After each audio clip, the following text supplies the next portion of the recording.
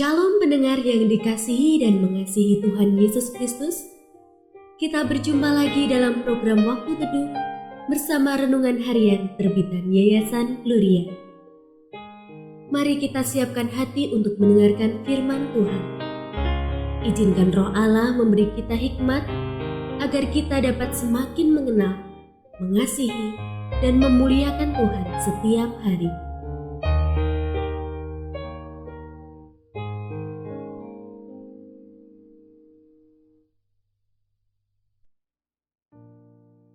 Bagian firman Tuhan yang akan kita baca hari ini adalah dari Lukas pasal 22 ayat 1 sampai 6. Saya akan membacakan sebagian daripadanya. Hari Raya Roti Tidak Beragi yang disebut Paskah sudah dekat. Imam-imam kepala dan ahli-ahli Taurat mencari jalan bagaimana mereka dapat membunuh Yesus, sebab mereka takut kepada orang banyak. Lalu masuklah iblis ke dalam Yudas yang bernama Iskariot, seorang dari ke-12 murid itu.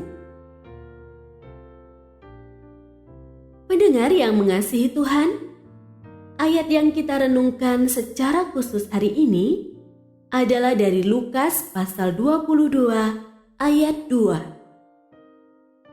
Imam-imam kepala dan ahli-ahli Taurat mencari jalan bagaimana mereka dapat membunuh Yesus, sebab mereka takut kepada orang banyak. Renungan hari ini berjudul Niat dan Siasat.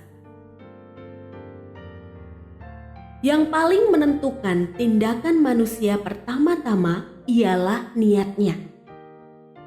Kalau niat sudah bulat, maka segala yang menyusul kemudian hanyalah rentetan cara dan upaya agar niat itu terlaksana. Siasat namanya.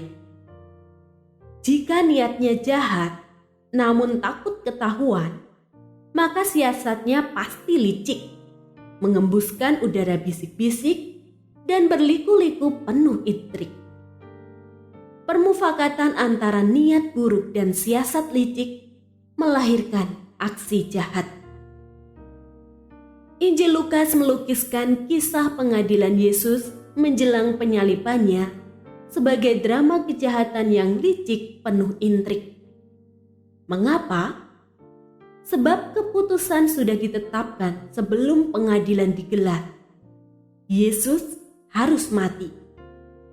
Dia harus dibunuh. Niat sudah bulat. Selebihnya tinggal merajut siasat yang diawali dari kolusi dengan Yudas Iskariot.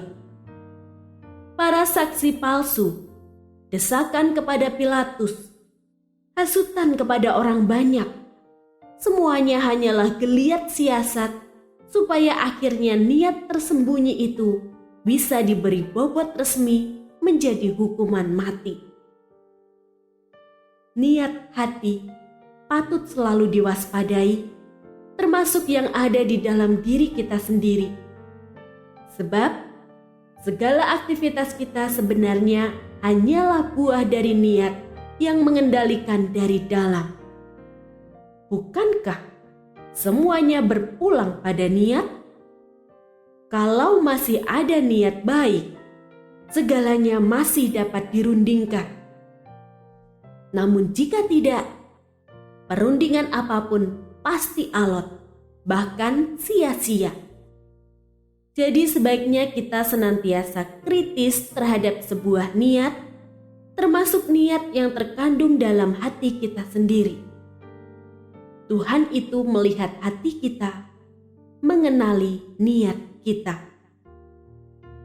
Jagalah hatimu dengan segala kewaspadaan, karena dari situlah terpancar kehidupan.